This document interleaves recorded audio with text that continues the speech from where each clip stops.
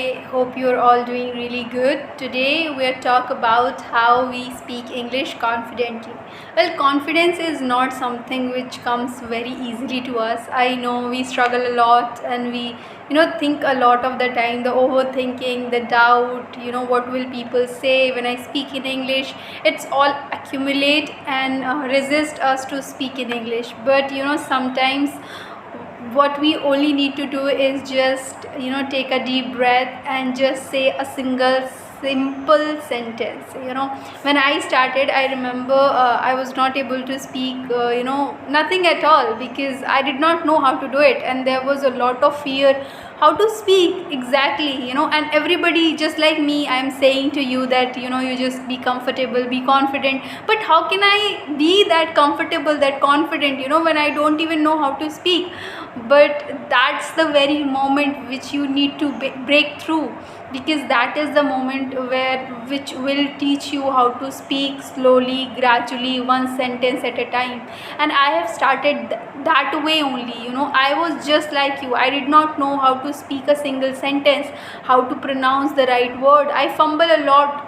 I still do, but now I can recover quite quickly, and I can easily just reframe the sentence or make my point reach to the other person very easily. But in the beginning it was difficult.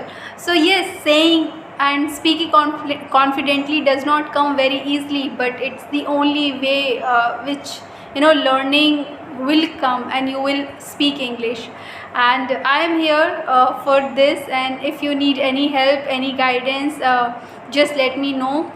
Just for the quick start, we can remember that we always know how to speak English. We just need some confidence to speak it. And if you want a partner, if you want to or if you want someone who can listen to you in English, and if the mirror is not working, you can always DM me or text me or comment me.